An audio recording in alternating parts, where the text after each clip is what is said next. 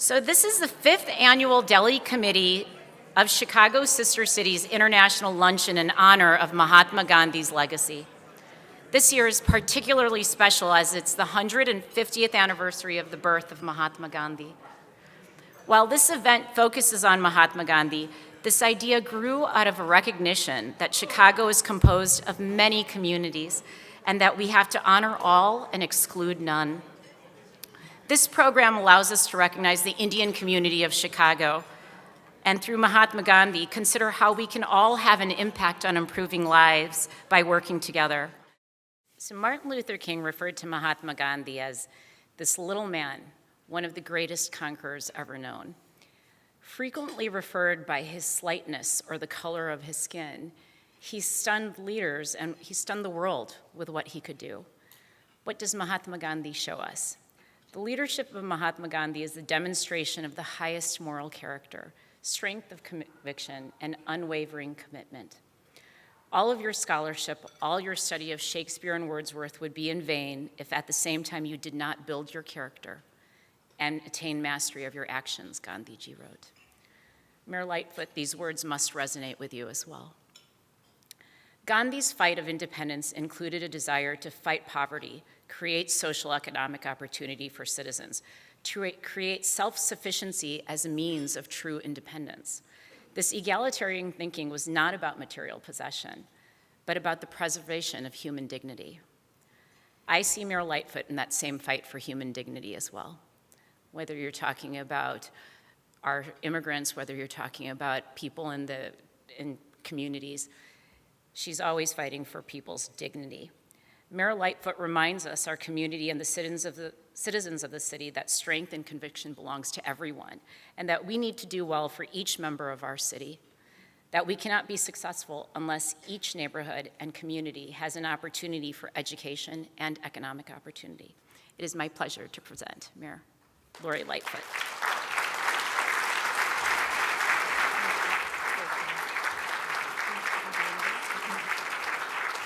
Thank you.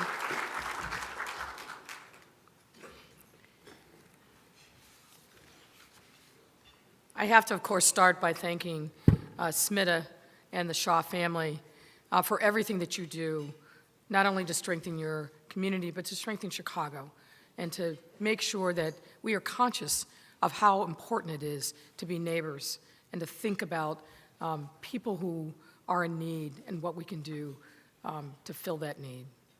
It's an honor to join everyone here in the 5th anniversary of the Gandhi Day Lunch in Chicago, and particularly to celebrate the 150th anniversary of his birth. There are other opportunities, of course, for us to celebrate, but this is particularly poignant for me because of what Gandhi stood for and his lasting legacy.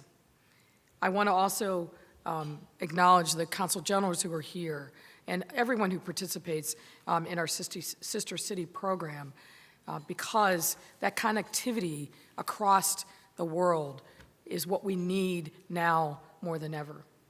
I want to thank Senator Durbin for being here and Alderman Tunney, and also want to join the chorus of thanks to Andy Zopp and her team at World Business Chicago for their leadership, not only in bringing businesses here to Chicago, but recognizing the importance of connecting our businesses with leaders and businesses across the world, but also making sure that the world also recognizes that they have a friend and partner in Chicago. It's a great privilege to be here to celebrate Mahatma Gandhi's birth. He was born during the first year of Ulysses S. Grant's presidency. Think about that. Before the age of electricity and the invention of the automobile. And yet this profoundly simple and extraordinary man helped shepherd humanity into the modern global age. His own life also encapsulated the cultural exchange and dialogue between India and the United States. Just as he drew inspiration from the great American philosopher Henry David Thoreau in his essay, Civil Disobedience, India's father of the nation, in turn famously influenced Dr. Martin Luther King and so many others. Of Thoreau, Gandhi said, "He taught me nothing he was not prepared to practice himself." And of civil disobedience, he said, "It was written for all time." Both characterizations could also be applied to Gandhi himself.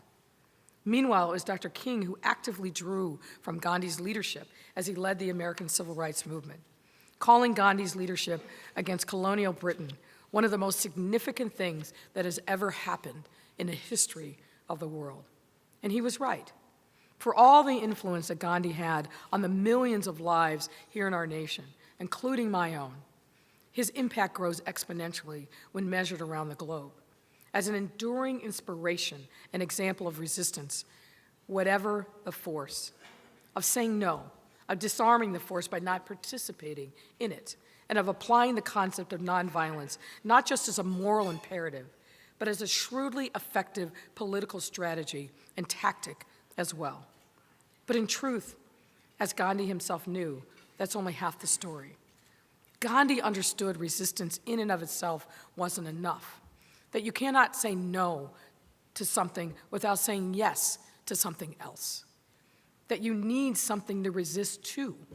For Gandhi, what he was resisting to was the economic opportunity and self-determination of both for oneself and for an entire nation.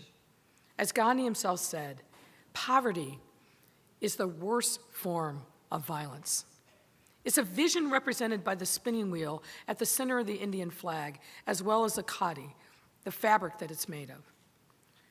Though outwardly different, what ties these two themes together, nonviolence and economic opportunity, is empowerment, which itself stands for dignity and self-respect.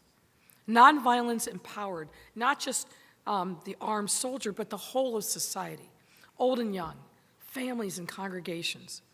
It's Gandhi's message of economic opportunity that stands as the most vivid for Chicago today in the 21st century.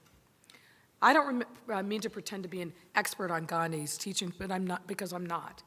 But when he spoke as poverty is the greatest form of violence, I believe he was speaking to poverty's unmatched destructive power over the lives of the individual and society as a whole. It's a power which we are seeing, unfortunately, grip too many people in Chicago, families and whole neighborhoods, generations being gripped by poverty. Its reality in Chicago is profound and drawn, unfortunately, along racial lines. And let me elaborate. A recent study by the Urban Institute found that over the past decade alone, private sources invested an average of $22,476,000 per household every year in majority white neighborhoods. Meanwhile, during that same period, majority black neighborhoods saw that number shrink to below 5,000, 22,000 versus 5,000. It's this unequal system that has bound generations of families into the cycle of poverty and despair, the consequences of which drive the unequal rates of violence and trauma, as well as education, addiction, and life expectancy. The fact that a child born in Washington Park neighborhood is expected to live a mere 69 years. 69 years, folks, is a life expectancy that we haven't seen in the United States since the 1960s. But yet here in our city, that is a reality. While the life expectancy of that same child, born just a few blocks away in Hyde Park, immediately jumps to 83 years. This is a shameful statement on where we are as a city, but that's not where we have to remain. I ran for mayor with the singular mission of expanding opportunity and investment beyond our downtown into every single neighborhood and community. That is why you have heard me say that, and you will continue to hear me say that over and over again. If we can address the things that are holding back the potential of our children and our families and our neighborhoods, think about the potential and the power of this city. If we do that, if we address the intergenerational poverty that has had its grip on far too many, we will live out what Gandhi talked about, what he lived for, what he died for, which is uplifting not only the quality of life, but as Smita said, the dignity of people all over our city. That is worth fighting for. That's why events like this Communities in this and the investments we are making are so critically important. Regardless of race, regardless of ethnicity, regardless of national origin, we can and we must and we will do better as a city. I'm committed to doing everything that I can to make that happen.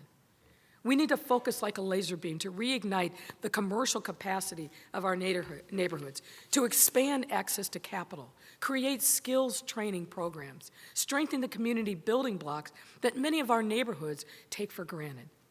This is how we provide empowerment and hope to our neighbors who have been forced to live without it for far too long. We have to turn the page and create a new history, a new beginning for Chicago, a renaissance that we are on the cusp of if we just focus and join together. In the coming weeks, we will be making specific announcements to show just how ready we are to solve these problems once and for all. But for all the power of the mayor's office, no mayor can solve these problems alone.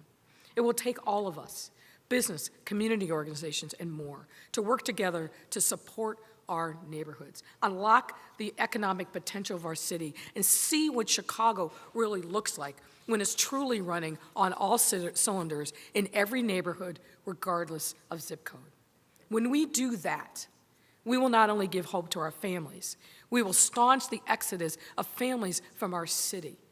Any city with a glittering skyline like ours that simultaneously loses population every year like we do is a city whose economic program isn't working. We have already gotten off to an exciting start, but we have so much further to do. Let me also speak to the moment that we are in also around immigration and what's happening. I just came from the Little Village neighborhood at the Resurrection Project. And what I saw and heard there was a community of mostly women who spend their time as community navigators, going out into their neighborhoods, block by block, house by house, and trying to bring hope, to decrease the fear, and to help support their neighbors in this time of need. I love speaking to these women because they are so committed, but they shoulder the burden of the pain that too many immigrant and refugee communities are feeling right now in this time, fighting it back against hatred. There's one of the slides that are up here, and it's a quote from Gandhi that talks about the two kinds of power. One is a power that is based in fear, brute force to bring people into line. But there's another kind of power, and it's a power that we are feeling unleashed in every neighborhood in our city, particularly those neighborhoods that are populated by immigrants and refugees. And that is the power of love. That is the power of embracing our neighbors as ourselves. When we harness that power, when we focus like a laser beam on that power, there's nothing that we can't do. There's no tide that we can't turn. To shore up our responsibility to each other as neighborhoods by coming together with an offer of love, an offer of peace, an offer of help. That's what we need more of, not just here in Chicago, but across our nation. And I think Chicago can be a beacon of hope, can lead the nation in doing everything that we need to do to say loud and clear, with no shame, but with boldness, that we are a city of immigrants. We have been a city of immigrants, and we will remain a city of immigrants. Standing with our immigrant and refugee communities is not only the best thing to do, it not only is the economic thing to do, it is the only moral choice. And as long as I am mayor, that is the bedrock on which we will stand. We will never, ever crumble in the face of bullies. We will be here to stand shoulder to shoulder with every immigrant, every refugee from every part of the world that seeks refuge and support and a life in our glorious city. I am proud to be the mayor of this city. I am humbled by the opportunities that we face, but I am heartened by the strength and the character of the people in our neighborhoods, because that is who we are. That is what makes us special and unique on the world stage.